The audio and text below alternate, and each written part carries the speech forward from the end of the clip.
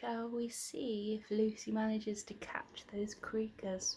It's time for chapter 12.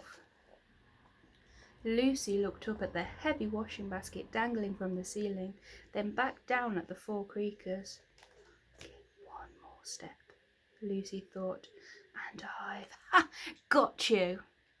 She released the creaker trap. The skipping rope unravelled around the hangers and swished out of the wardrobe so fast she could barely see it whiz across the room.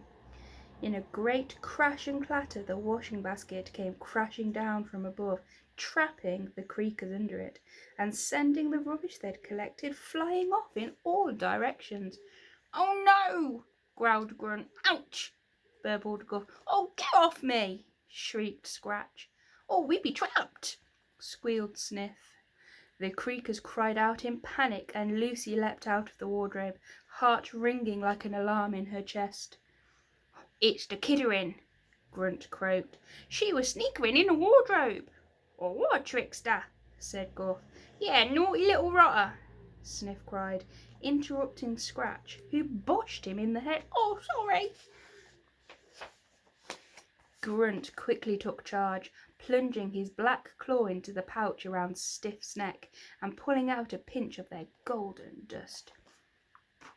He puffed it straight at Lucy, and all the creakers watched eagerly as it swished through the air straight towards her face, as though the dust itself had a mind of its own and was reaching out with golden crumbly fingers.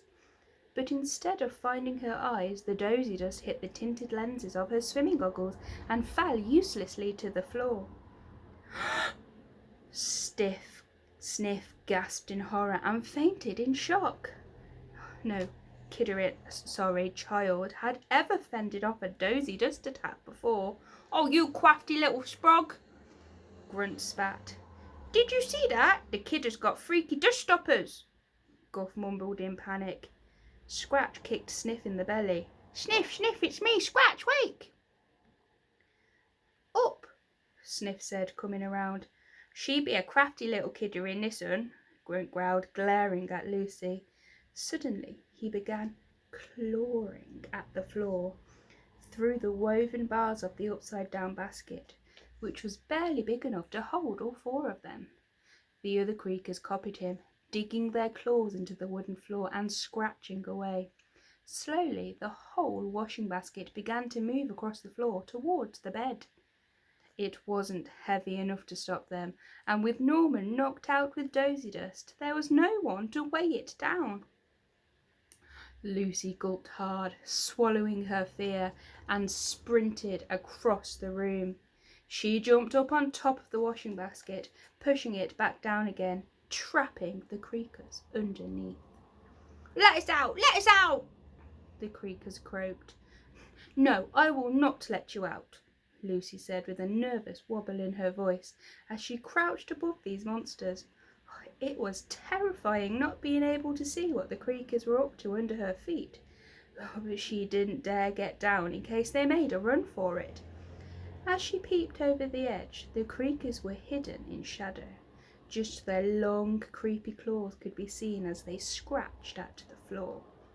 Lucy wished she could turn on the light, but the switch was on the other side of the bedroom. If only she had Norman's torch! She could see it lying on the bed next to him. But could she reach it? "What's that kidderin' doing?" Guff muttered nervously from below. "Can't see the rotter," groaned Grunt. "She be stretching out for something," croaked Scratch.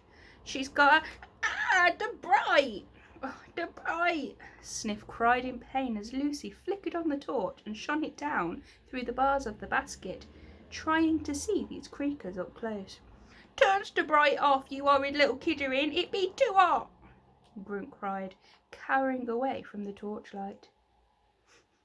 Lucy suddenly caught a whiff of something horrid. It smelled like burning hair, all smoky and dry. She realised that the creakers didn't just dislike the torchlight, it was hurting them, burning them. Oh, I'm so sorry," Lucy said, switching off the torch right away.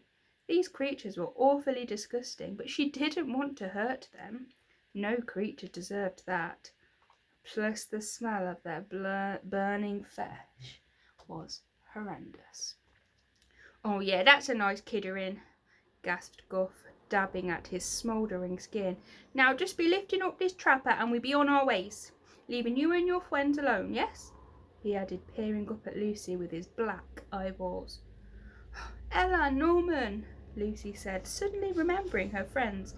Gently, she prodded Ella, who was lying next to the basket. "Ella, it's me, Lucy. Can you hear me?" But Ella didn't open her eyes. She was snoring happily in a blissful snooze.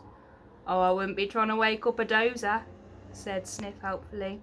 "Not good to wake someone who's had the dust. Makes them all messy in the noggin." "Messy in the noggin? Had the dust?" Lucy asked, confused. "Yeah, kidderins go right out with a bit of dozy dust, leaving it all nice and easy peasy for us to creak about." "Ow!" groaned Sniff as Grunt elbowed him in his round belly. "Quiet, Bogbrain, you be telling the human too much," Grunt snapped. "No, don't stop," said Lucy. "That's why I've trapped you. I want answers, and you're not going anywhere until I get them." The Creakers went silent, and Lucy sensed them all looking at each other inside the basket beneath her feet. "We not be tellering that kidderin a thing," she heard Grunt hiss firmly to the others. More loudly he added, "We be waiting for more Creakers to come here and free us." "Then you'll be in a whole heaps of troubles," whispered Scratch threateningly, with a sly smile in his voice. "What other Creakers?" said Guff curiously, rubbing his cannonball tummy. "I don't know anyone else be coming here tonight." "Shut your muddle, you mush-minded moron," Grunt barked. "Oh, right, yeah, sorry. Yeah, the others," Guff quickly said, trying to play along, but Lucy knew now that there was no one else coming. Suddenly she had an idea. There was a way she could look at the Creakers, her bedroom mirror. She quickly whipped around to face the wall where her full-length mirror was hanging, positioned perfectly to reflect those wicked creatures underneath. "Ha! There you are," she smiled and put her hands on her hips. "Hello!" waved Sniff chirpily, before being elbowed in the nose by Scratch. "Now I want you to tell me exactly what you've done with the grown-ups," Lucy said. "No," huffed Grunt firmly, staring back out at her in the mirror. "I want to know where you've took them," Lucy calmly explained. "Not a chance." "I want to know why you creak around our bedrooms at night." "Can't tell the kidder our secrets." "And I want you to tell me how I can get the grown-ups back," said Lucy. "Wah, wah, wah, wah," wailed Grunt, which Lucy remembered was the Creaker's way of laughing. "Get the grown-ups back, wah, wah. That be impossible, you silly kidderin." Lucy's stomach twisted at the word impossible. "I'm not silly, nothing's impossible," she said. "Impossible isn't real, it's just in your mind. If you tell me where the grown-ups are, I'll march down into the wallop and get them myself, and things can go all back to the way they were before." "Oh, I'm afraid you can't be doing that," said Guff, sounding a little more serious than he had so far. "You see, kidderin, your grown-ups aren't quite the same as you remember 'em." The Creakers started giggling, which sounded more like the way you gargle when you brush your teeth. What do you mean?" Lucy said, starting to get a little panicked. "What have you done to them?" "We?" said Scratch. "Not we, not us little Creakers, not Grunt, Guff, Scratch or Sniff. We be good little Creakers, we not hurting your—" "Grown-ups?" jumped in Sniff. "Then who?" asked Lucy, her mind racing to work out this riddle. "It be the Wallab," said Grunt darkly. "The Wallab doing what the Wallab does." "What does the Wallab do?" asked Lucy. The Creakers looked at each other with a wicked smile. "The Wallab be changing 'em," said Grunt. "The Wallab be twisting 'em," said Guff. "The Wallab be keeping 'em," added Scratch. "Forever," whispered Sniff. Doesn't sound good, does it?